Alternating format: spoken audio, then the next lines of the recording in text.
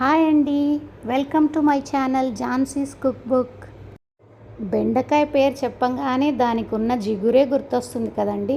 కానీ ఈరోజు మనం జిగురు లేకుండా పొడి పొడిగా బెండకాయ ఫ్రై ఎలా చేసుకోవాలో చూద్దాం. బెండకాయలను కడిగి పొడి క్లాత్తో తుడిచి ముక్కలుగా కట్ చేసి కాసేపు ఫ్యాన్ కింద ఆరనివ్వండి.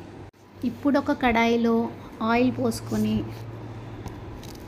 ఆయిల్ వేడయ్యాక శనగపప్పు 1 టేబుల్ స్పూన్, 1 టేబుల్ స్పూన్ మినప్పప్పు, 1 టీ స్పూన్ ఆవాలు, 1 టీ స్పూన్ జీలకర్ర వేసి పోపుని కాస్త ఫ్రై అవ్వనివ్వండి. అందులోనే ఒక 4 ఎండుమిర్చి ముక్కలు వేసి అవి కాస్త దోరగా ఫ్రై అయ్యే వరకు వేయించాలి. ఆ తర్వాత ఒక 2 రెబ్బల కరివేపాకు వేసి కాస్త క్రిస్పీగా ఫ్రై అయ్యే వరకు వేయించుకోవాలి. కరివేపాకు వేగిన తర్వాత అందులో టీ స్పూన్ పసుపు వేసి మాడకుండా ఫ్రై చేసుకున్న తర్వాత అందులోనే కట్ చేసి పెట్టుకున్న బెండకాయ ముక్కలు ఏవైతే ఉన్నాయో వాటన్నిటినీ కూడా వేసుకోవాలి. అట్లకాడతో జాగ్రత్తగా బెండకాయ ముక్కలు విరిగిపోకుండా కలుపుకోవాలి.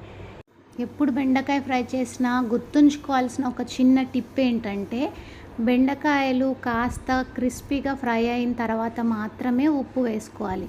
ముందే ఉప్పు వేస్తే అవన్నీ జిగురుగా అయిపోతాయి, మొత్తం మనకు పొడి పొడిగా బెండకాయ ఫ్రై రాదు. ఇప్పుడు చూడండి, కాస్త క్రిస్పీగా ఫ్రై అవుతూ ఉంది కదా. ఈ టైంలో 1 టీ స్పూన్ ఉప్పు వేసుకోండి. ఇది ఫ్రైయే కాబట్టి ఉప్పు ఎక్కువేం పడదు. మనం పోపులో ఎండుమిర్చి వేసాం కాబట్టి కారం కూడా ఎక్కువేం పడదండి.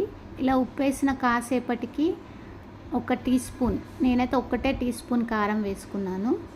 అలాగే ధనియాల పొడి 1 టీ స్పూన్, జీలకర్ర పొడి 1/2 టీ స్పూన్. జీలకర్ర పొడి ఖచ్చితంగా వేయాలండి, అప్పుడే ఆ టేస్ట్ బాగుంటుంది.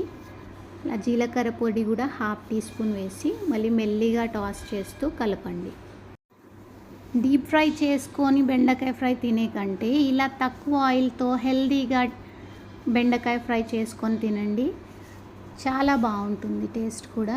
మీరు కూడా ఈ రెసిపీని ట్రై చేయండి. ట్రై చేశాక మీకు ఎలా కుదిరిందో కామెంట్ బాక్స్లో కామెంట్ చేయండి. ఇలా పొడి పొడిగా బెండకాయ ఫ్రై రావాలంటే ఖచ్చితంగా బెండకాయలని కట్ చేసుకున్న తర్వాత కాసేపు ఆరనివ్వాల్సిందే. ఈ రెసిపీ మీకు నచ్చిందా? నచ్చితే ఇంకెందుకు ఆలస్యం, మీరు కూడా ఇదే టిప్స్ ఫాలో అవుతూ ఈ రెసిపీని ట్రై చేయండి. మీకు ఎలా కుదిరిందో కామెంట్ బాక్స్లో కామెంట్ చేయడం మర్చిపోవద్దు. అలాగే లైక్ చేయండి, మీ ఫ్రెండ్స్కి షేర్ చేయండి. Thanks for watching.